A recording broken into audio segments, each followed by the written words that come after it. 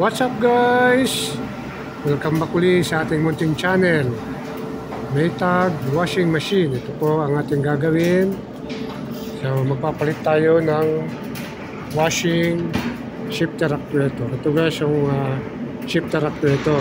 So bagong order ko ito. Papalitan natin ito ng shifter. Itong Maytag Washing Machine. Ang problema pala nga nitong washing ay ayaw mag-on at ayaw mag-open ng door. So, automatic, papalitan natin ng shifter.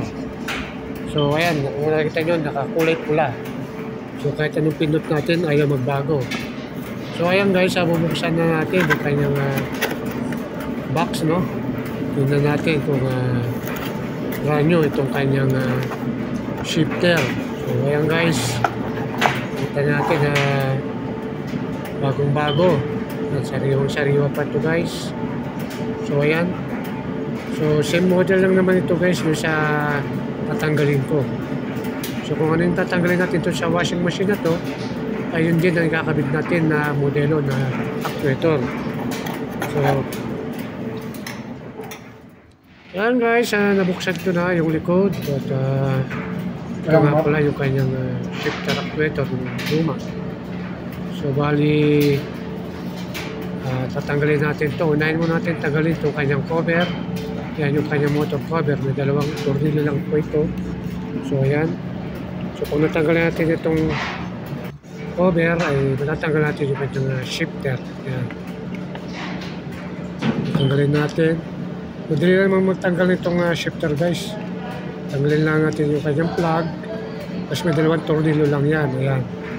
Ito naman guys, luma-luma na. At parang tumagas yung kanyang oil. So yan, papalitan natin ito automatic, ano? So ang ginagawa ko lamang dito guys ay kung paano magpalit ng shifter. So madali lang ito guys, kahit hindi ka technician ay ginagawa mo itong palitan. So ayan, ito bagong-bago talaga. Nakita man natin na walang kadumis-dumis. So, ganun lang guys, kung ano yung makakatanggal natin, ganun din, kakabit natin. So, ayan. Pusot na natin sa butas. Ayan. So, konting alignment. Ayan. Pag na-align na natin yan, tapos, kunin natin yung kanyang dalawang tornilyo. So, ayan guys, yung kanyang tornilyo. Dalawa lang naman. Tapos, soksok mo lang itong kanyang terminal block. So, pag nasoksok na natin yan, tapos higpitan na natin yung kanyang dalawang tornilyo. Tapos, pag nahigpitan natin yan, ibabalik na natin yung kanyang cover. So, ganun lang yung guys. Ayan. So, napaka-simple lang, ano?